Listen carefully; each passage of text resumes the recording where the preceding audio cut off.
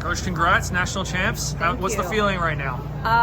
Well, I'm very, very proud and relieved. I haven't told the whole story just because I feel like as a coach, you can't really put it out there, but we've had, when one of your five coming into the championship season is out, when you're one of the better teams in the country, I think that you take a little bit of a hit. When you have good depth like us, it's like, okay, we can absorb that. Losing Jenna 3 weeks ago.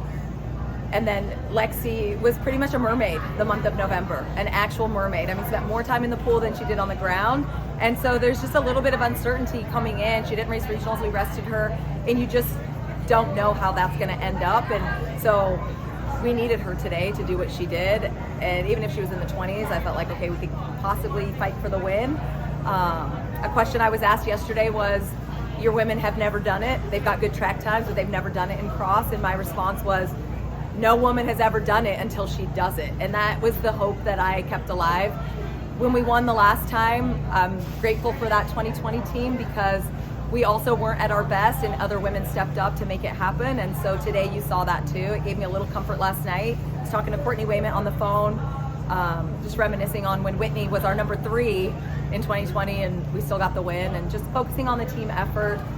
Just really proud of my women. I'm really lucky to coach these women. They let go of themselves all season long and were able to focus on the team, and that's the beauty of this sport of cross country. All 5, 7 matter, and they all raced for it today. Who was your runner who was out? Jenna Hutchins. Coach, Lexi was talking about how you were preaching calmness and just staying calm in the moments of the race. Lexi was saying how she was just so focused on herself, and that was the only thing she could control. What about you? Obviously, when halfway through the race, what's going through your mind? What are you yelling to them? What are you thinking? I was really committed. I saw that we got out really good, and that made me feel, especially on a course like this, it's going to be hard to pass on some of those hills. So the race plan was act with urgency in the beginning, patience in the middle, and urgency at the end. And I could tell at 4K, I ran up here to catch them at 4K. My women were locked in. And so I knew at 4K, all right, we got a shot at this. You never know how anyone else is going to move.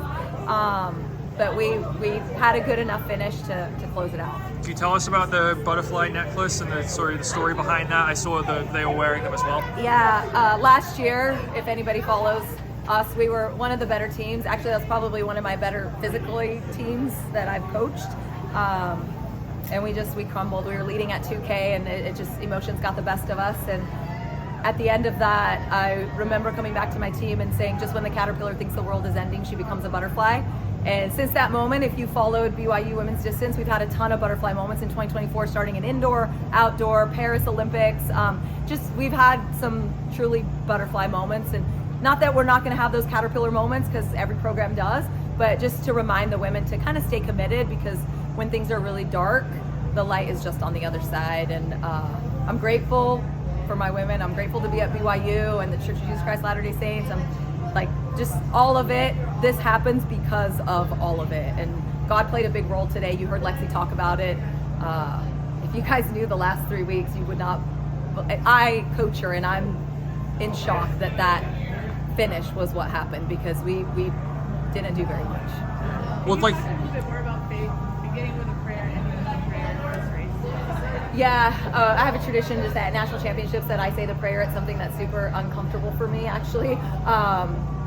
And that at the end, I just wanted those women to remember this moment and what it feels like.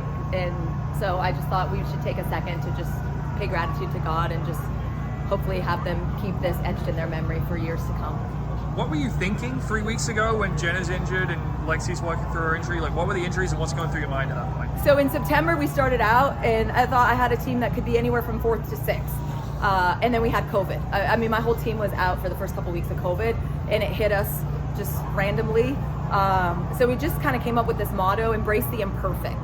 So every time something happened, I just kind of reminded the women, embrace the imperfect, embrace the imperfect. And I think for my women, that served as such a good reminder, because things aren't perfect on race day, things aren't perfect in practice, and sometimes you can panic in those moments, and we've done that in the past. But having that motto, I mean, Carmen had it written on her wrist. You know, Carmen was second to last year, you guys. She was crawling to the finish line. To have a woman like that in your program come back, she's never ran well at NCAA championships. But to have someone like that come back and become an All-American, she embraced the imperfect. And I think it's a great message.